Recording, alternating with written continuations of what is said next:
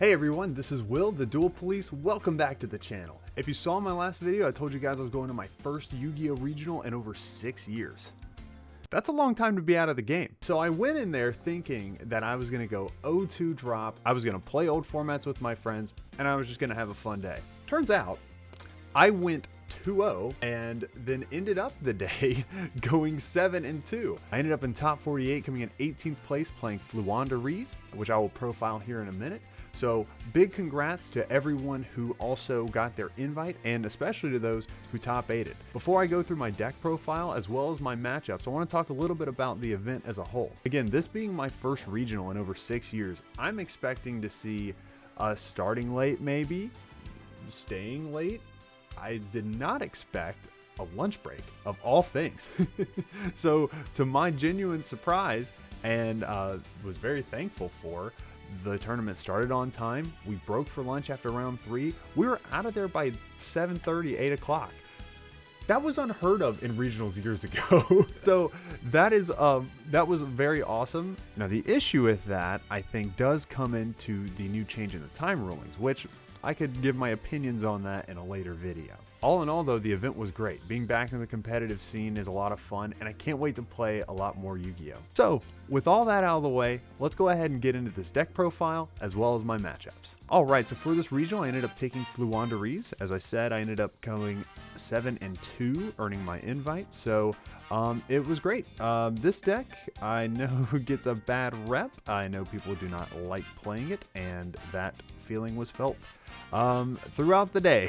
I could tell people were not happy playing against Fluanda Rees, but for somebody who's getting back into the game, not only is this deck budget friendly, it's good. I mean, it's very consistent. It's control based, which is what I was always a fan of as a player. I love consistency decks, and I mean the fact that a deck in 2022 is playing Pot of Duality, that's like one of my favorite cards. I could not believe that card's still being played. So this was the deck for me, and I just really enjoyed it. So I'll go through the card by card and just kind of explain some of my choices. A lot of the stuff's pretty standard, so we'll start with the main Fluanda Rees, which are 3 Rubina. So like I said, pretty standard. I'm not going to explain the cards in too much detail. I'm sure a lot of you guys know what these do. Normal summon it, you get to add a winged beast level 4 or lower, and then do another normal summon. When it's banished, you can add to your hand like all the little birds do. So Rubina, super good. 3 Eaglin, he adds you the level 7 or higher's. 1 Stree and 1 Toucan, these were good. I don't see needing to run more than one of each of these guys, but they definitely come up. I used Toucan a lot for sure. Stree was okay. All right, and then I played Double Barrier Statue. I know some people only play 1, but dude, the Double Barrier Statue came up so much this weekend. There were so many games where I had 1 statue, it would get either Dark Ruler, or they would do Forbidden Droplets, something to negate it, and then I'd go, okay, I'd flip the Dreaming Town, I'd do my summons again, and I drop the second statue, and then they just can't play out of it. So being able to have the second statue was great. Typically, if I knew I was going to go second in game 2, I would side one of them out in favor of other cards, but in game 3, I'd side the other end, because I feel like if you're going first and you set up the 1, again, they're going to try to negate it, so you can get the other one on board to keep having that statue presence and typically close out the game that way. Next, I play 2 Impin. Again, this is pretty standard. You don't need more than 2, and I wouldn't like playing 1. I do like the 2 copies. When you summon, you do get the summon again, but you also get to add the trap, and special summon monsters can't activate their effect. So Impin, super good. And then the other one-ofs, the tribute monsters, Avion and Ryza. So these were also very good. I think I made Avion like once or twice, but I used Ryza a good bit. I mean, this was a great card to drop on your opponent, especially if you can drop it twice, because you can bounce him back with his own effect. That won me at least a couple games just doing that. Finally, 3 for the monsters, 3-dimension shifter. Yeah, this card is dumb. This card is dumb. Macrocosmos that you discard. You kidding me? It is insanely good. Must play in this deck, and is a big reason on why the deck is so strong in my opinion. Onto the spells. 3 map. Map is super good, as is the consistency of the deck. You see what you need to see, you get to set up your plays, and the ability to let you normal summon, it didn't come up a ton. There was one game, I think it was actually round 8, it was against a Sword Soul player. He normal summoned, which let me get out, do my tribute, summon Ryza, and I bounced Ryza back to hand at the end of that. And then Dreaming Town let me do it again because I had all the bird names. So at the end of the day, the main thing this thing does is make the deck more consistent, letting you see your names and banishing them as you need them. And then as well, you got to play 3 Advent. This card is so good. Being able to dodge things like Valor and Imperm is just awesome, and also being able to add the map is extremely helpful. Again, making the deck more consistent. The 500 life thing didn't really come up with time. I don't think I ever had a game. Did I have a game going to time? I don't think so.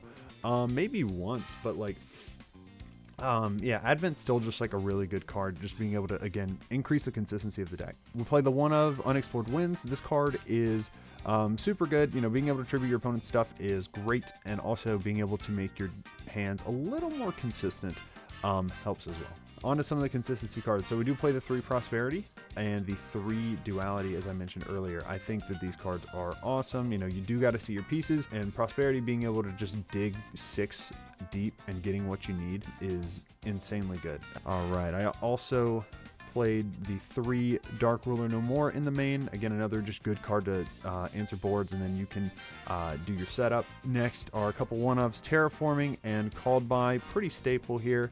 And then one of that I played was actually Dimensional Fissure. I saw Tier Limit being the best deck going into this event, and I figured D-Fissure would be a pretty good card to kind of counteract the meta.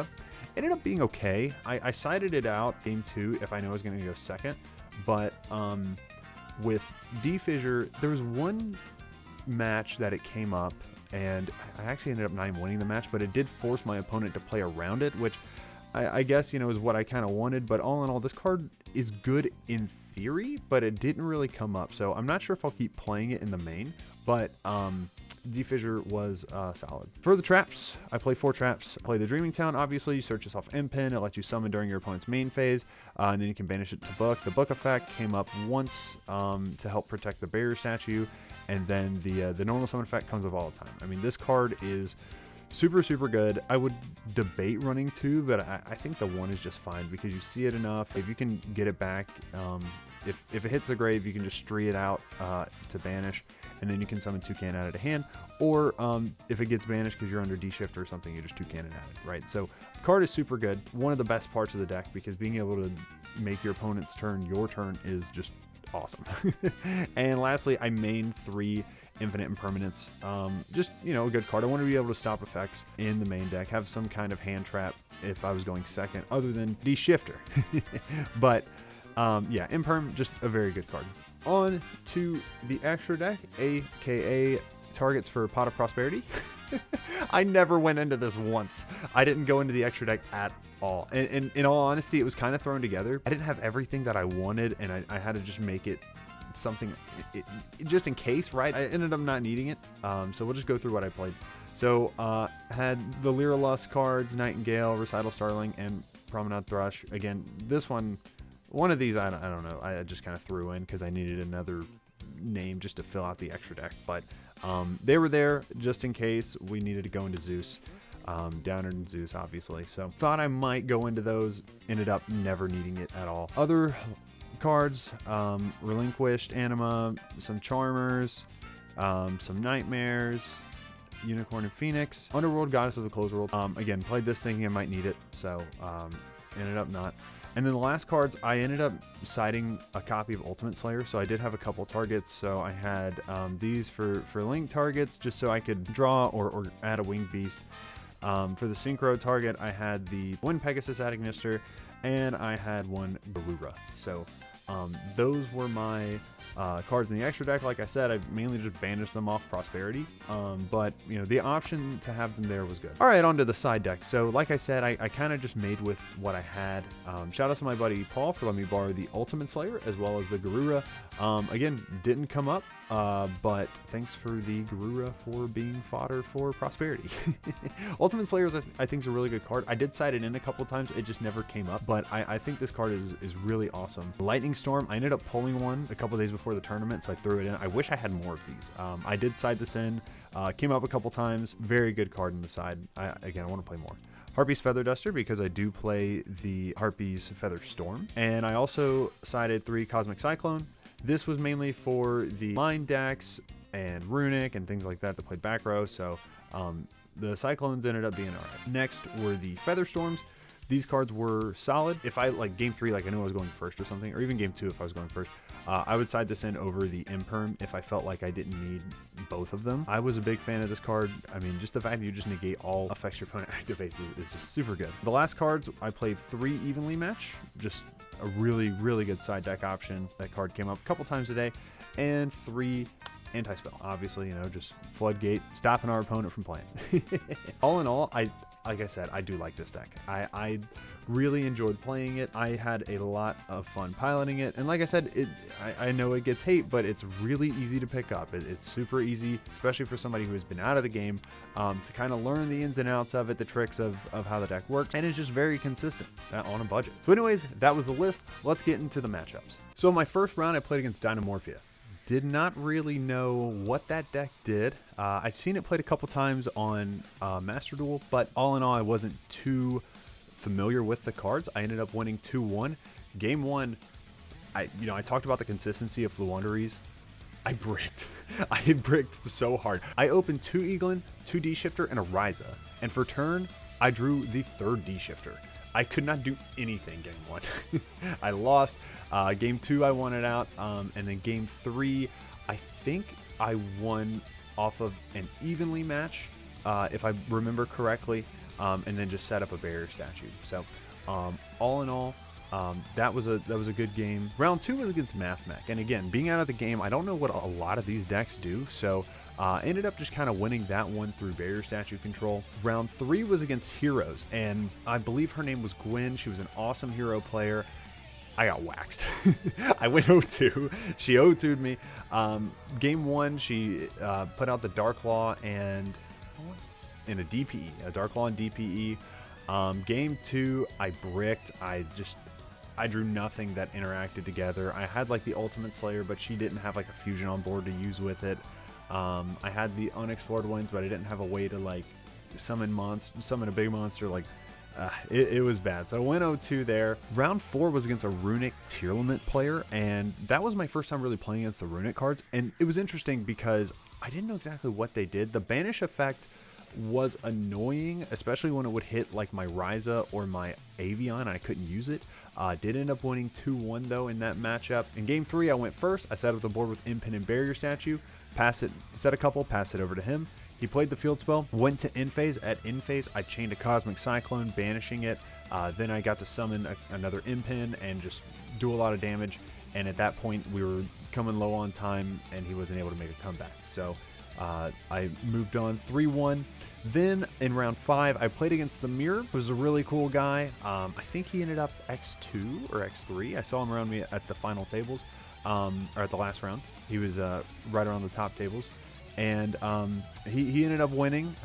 He took it 2-1. Yeah, he was a cool guy. We talked about One Piece. We talked about Fluanderies a little bit. We got deck checked, so we had to wait for a little while. But that was a good matchup. I learned a lot about the Mirror that I did not know. He ended up taking game 3 because I activated Harpy's Feather Duster. He had to set Harpy's Feather Storm, which he then chained.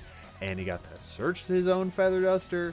And there was no coming back from that. So at that point, I was 3-2. Next, I played against Pure Sprite. I ended up winning that to 2-1. Kind of just played Barrier Statue Lockdown. He wasn't able to come back. Round 7 was against Danger Tearlament, and that was a really, really neat deck. Again, I think Tear is probably the best deck. Looks really nutty the way that it can just fuse and mill from the deck. But ended up taking that again.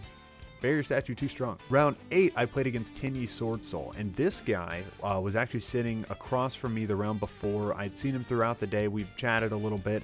He actually played against one of my buddies in the previous round who was also playing Fluanderies, so when he saw he was playing against me, I wasn't too thrilled.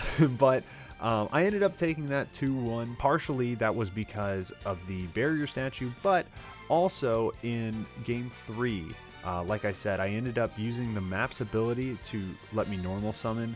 I ended up getting to my Ryza, so I went, he summoned Ecclesia. I already had a barrier statue on board, and he was going to try and special summon one of the, I don't know all the Sword Soul guys, but the wind one. So he summoned Ecclesia, he was trying to get it out, so I summoned Rabina, Eaglin, add Ryza, summon Ryza to force him to go ahead and get Ecclesia out of there, bounce the Ryza back, and then when he got his Sword Soul guy out, to the wind one to swing over the barrier statue, on the summon I chained the Dreaming Town, allowing me to summon Stree Toucan, tribute them for Ryza again, bouncing the guy. He had no normal summons, he couldn't special anything, so that just kind of locked the game out there. So now we're at round 9, I'm 6-2, feeling pretty good, thinking win or lose, I should be able to get my invite. End up playing against Rika Sun Avalon, and to the unfortunate circumstances of this guy, he bricked. I didn't even know what he played, because game 1, I just locked him down with the barrier statue. He just went to game 2. Game 2, I think he kind of bricked again, so ended up taking that one 2-0. So ended the day 7-2. Turned out pretty well for me. Again, I did not expect that I would, you know, go this well. I didn't think I'd get my invite, but I'm very excited because now that gives me a lot more motivation to continue to play the game. I like Fluandaries. I think it's a solid deck. Don't know if I'll stick with it forever. I think I'm going to try pulling some other deck. I do have Tri-Brigade. I really enjoyed playing that one as well. But Fluandaries, hey, they did the job, man. Summon Robina, baby. So guys, that about does it for this video. Thank you so much for watching. Be sure to leave a like, subscribe if you want to see more Yu-Gi-Oh content. I'm trying to have a video out every Friday going forward. And like I said, I am also working on streaming. So if you want to follow me on social media, you can follow me on Twitter at The Dual Police. You can also follow me on Twitch. More to come with the Twitch streaming. Still working on getting that set up. I'll keep you guys posted. Be sure to follow for more updates. But with all that being said, thank you guys so much for watching and look forward to seeing you next time. Dual Police out. Peace.